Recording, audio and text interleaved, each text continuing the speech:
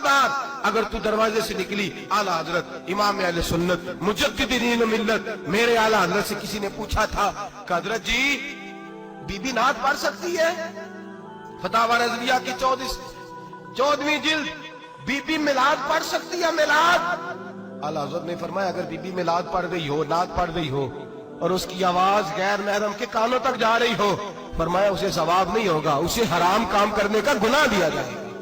बीबी को मना है, वो नात की आवाज भी औरत का ही नहीं पड़ता, दीन में तो औरत की आवाज का भी पड़ता है। दीन में तो औरत की, हजरत सैयदा ज़ैनब, हजरत फातिमा की वो लख्ते जिगर जो मैदान करबला में इमाम हुसैन बराबर की शरीक रही सैयदना इमाम हुसैन के साथ। याह्या बिन मोइन कहते हैं मैं 15 साल तक हजरत ज़ैनब का पड़ोसी रहा हूं। 15 साल, घर बराबर होता है ना, बंदा बीबी देख ही लेता है। वो बीबी कभी पर्दा डाल के जा रही है दवाई लेने, कभी नजर आ ही जाती है।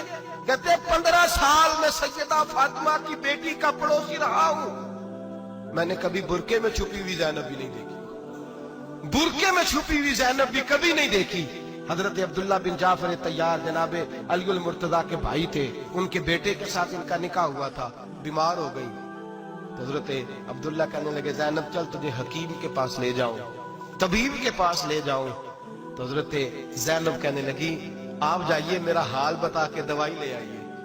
तो हजरत अब्दुल्ला जाफर तैयार कहने लगे शरीयत में गुंजाइश है डॉक्टर के पास जाने, हकीम के पास जाने की गुंजाइश है, तू चलती क्यों नहीं? तो हजरत ज़ैनब कहने लगी शरीयत में गुंजाइश तो है पर अब्दुल्ला मेरी मजबूरी ये है कि मैं फातिमा की बेटी हूं। शरीयत में गुंजाइश तो है पर मेरी मजबूरी ये है कि मैं हुसैन की बहन हूं। शरीयत में गुंजाइश है पर मैं हसन की बहन हूं।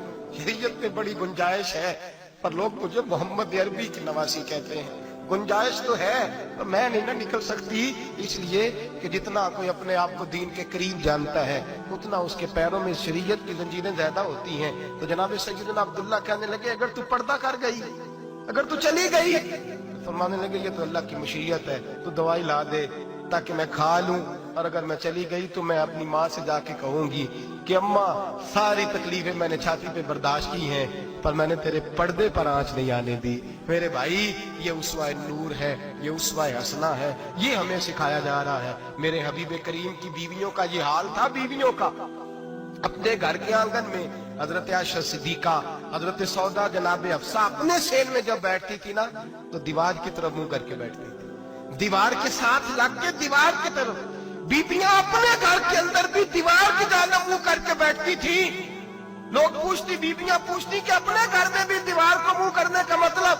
कहती हो सकता है कुछ छत पे चढ़े अचानक नजर पड़े तो हम चाहती हैं फिर भी हमारा चेहरा नजर ना आए उसे, फिर भी हमारा चेहरा नजर, हम अपने घर के अंदर भी पाबंद रहती हैं कि हमारे चेहरे नजर ना आए।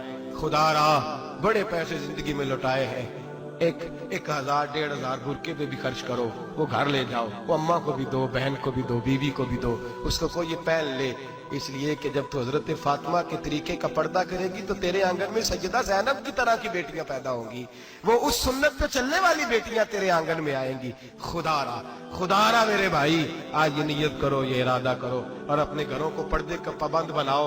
अगर एक बेटी पर्दादार हो गई तो कई खानदान पर्दादार हो जाएंगे, अगर एक बेटी पर्दादार हो गई तो कई घराने संवरेंगे, कई जगह पे नूर फैलेगा। ऐ अर्श के मालिक, ऐ मेरे महबूब के खुदा, तुझे वास्ता है मेरे महबूब की बीवियों का और तुझे सदका हुजूर की शहजादियों का।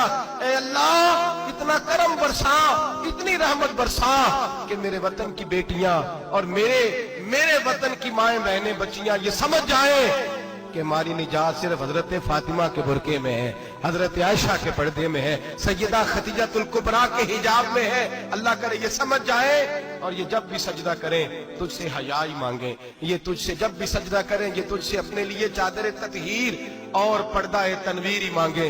अल्लाह करे मुझ बेअमल की मुंह से निकले हुए लफ्ज किसी के दिल में तासीर बन के उतरे और फिर दुनिया के अंदर ये रिवाज आम हो कि हर कोई पर्दा करे, हर कोई बापर्दा हो जाए। ऐ अल्लाह तू तासीर नाजिल फरमा, ऐ अल्लाह तू अमल की दौलत नाजिल फरमा, ऐ अल्लाह हमारी बेटियों को इज्जत की चादर अता फरमा, हमेशा मिदहत खैरुल अनाम में गुजरे। दुआ है ये उम्र दरूद सलाम में गुजरे। आखिर